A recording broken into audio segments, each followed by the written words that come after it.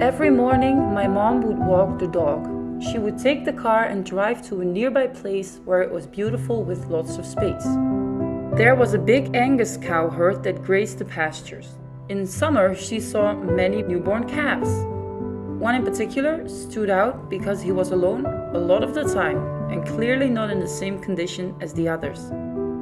As months passed by, she saw that one of the calves wasn't growing. The others were getting bigger and bigger, but there was one that just didn't seem to develop. And the weird thing was that the herd had moved to another field, but he remained in the old one, alone. My mom asked around, and eventually she found the owner. He said that the calf was being kept alone so they were able to feed and monitor him. This was done with the right intentions, but he did not improve, and after a few days my mom contacted the owner again and asked if she could take the calf home. This was fine, but only if we took responsibility over everything. For example, we had to register as farmers to be able to keep a cow. After getting permission to come get the calf, we immediately went over to action. We took our float and drove to the herd, about 5 minutes away from us. We arrived and we made our way into the field to the cows. The herd got anxious and ran away. Even the sick calf, who was clearly extremely tired, showed some amazing spirits and did his best to keep up. He was in panic. I wish we were able to tell him we came to help him. Though our car wasn't even that far, the walk to the car took almost 30 minutes. The calf was very weak and started breathing heavily after only a few meters. We wanted to gently help him by pushing his bum, but there were feces everywhere. His hind legs, bum, and part of his belly were covered in layers of poop. Some parts were hanging loose, and we could see bare skin and little wounds underneath it. We knew it was bad, but seeing him from up close shocked us. He was too weak to even lift his head and look at us. He was a sack of bones. We could see everything. He had zero fat, he was extremely hot, while it was super cold outside, and very wobbly and weak. Eventually, we managed to get him to the float and load him in. By this time, he was so tired, he just gave in and let us help him.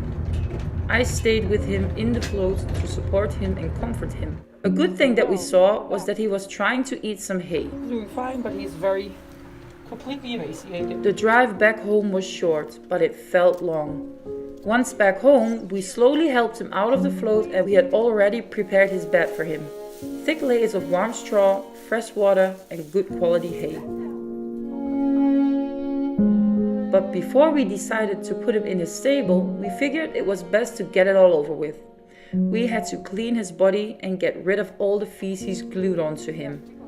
With warm water, we tried to quickly take off as much as possible, but we had no idea the layers were so thick. We had to be extremely careful. It was horrible.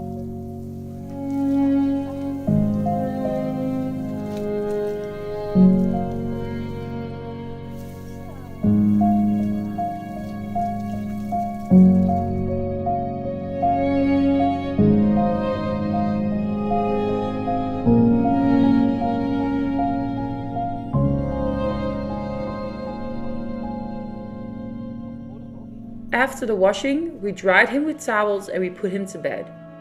It didn't take long for him to lay down. To be completely honest, we didn't expect him to make it through the night. Besides the horrible condition that he was in, the stress and changes couldn't have been good for him.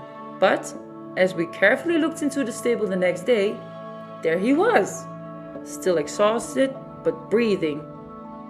We had a vet come out to check on him. His temperature was a bit too high and he obviously was in extreme poor condition, but other than that he was okay.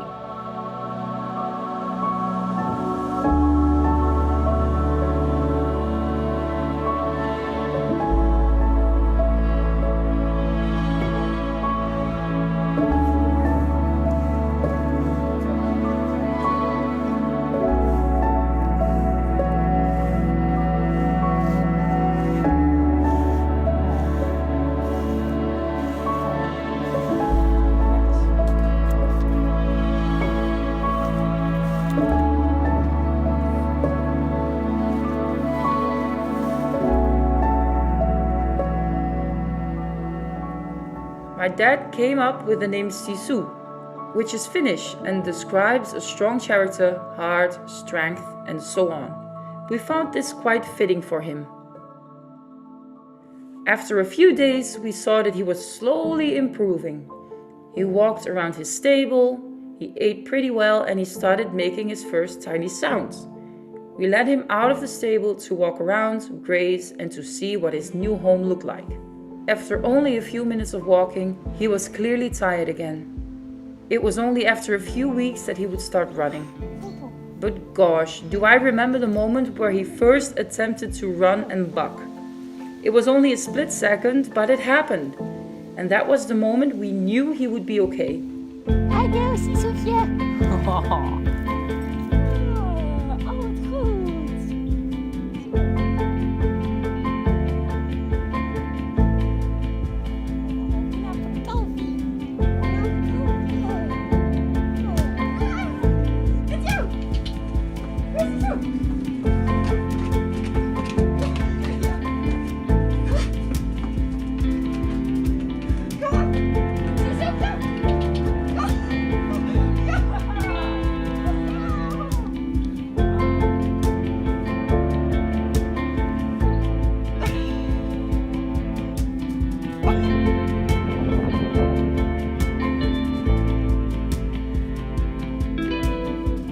In the months that followed, our main focus was to get Sisu healthy, fat, and happy again. We noticed that his eyesight wasn't 100%, maybe due to lack of nutrition when he was younger. He could see though, and it was clear that he didn't mind at all. He was like a Ferrari, running around through the fields and playing with our dog. He became naughty, fighting with our wheelbarrow and such, so we decided to castrate him when he was 1 year old and strong enough to deal with the procedure. The procedure went good, and after a few days, he was back to his happy self. He trusted us completely, and I was training him to follow, come when I would call him, and run after me. We would exercise together to get him stronger. Hello.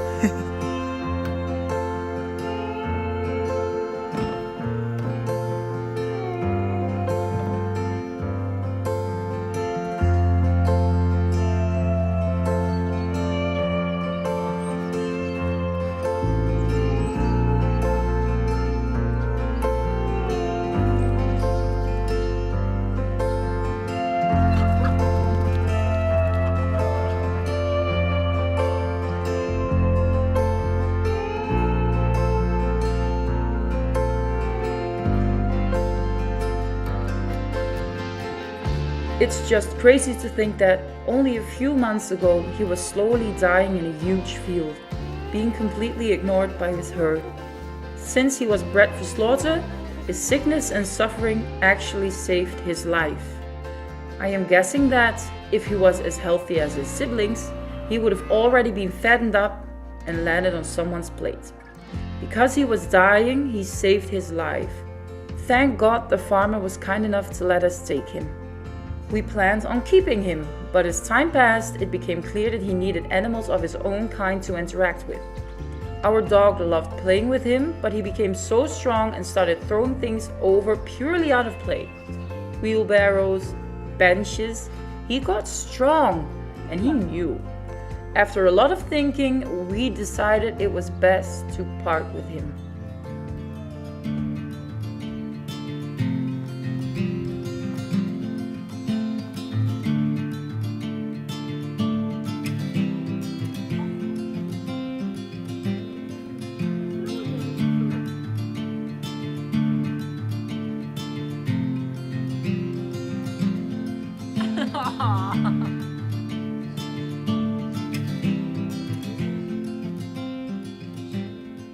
And I know what you are thinking, please don't bring him to the slaughterhouse. No, of course not. On Facebook we found an organization up north in Holland that rescued and took in cows that were crippled, neglected, and in need of a home. It took a while to get a response back, but eventually it became clear that Sisu was more than welcome. He would go to live with his own kind, cows that all had their own story.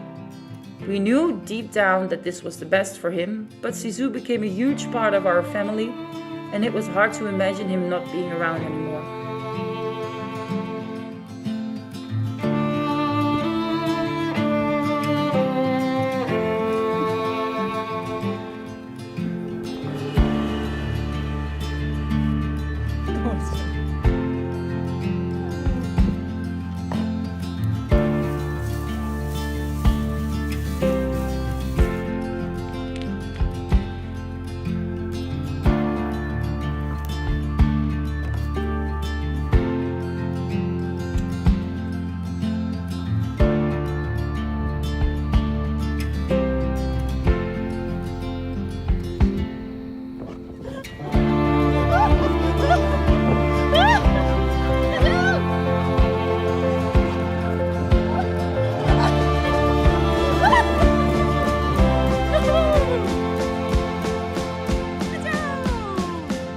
When we eventually brought Sisu to his new home, he was being welcomed with open arms.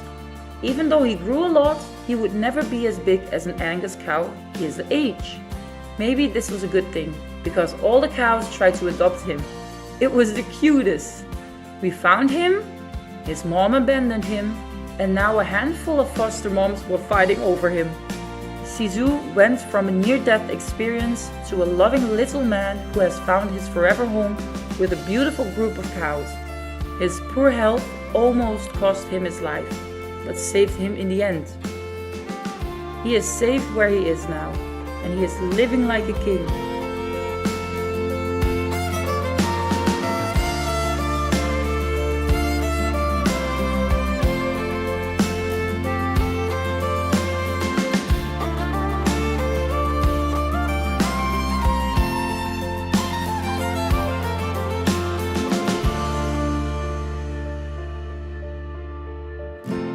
We love you, Sisu, and we hope you'll have a beautiful life. Bye bye!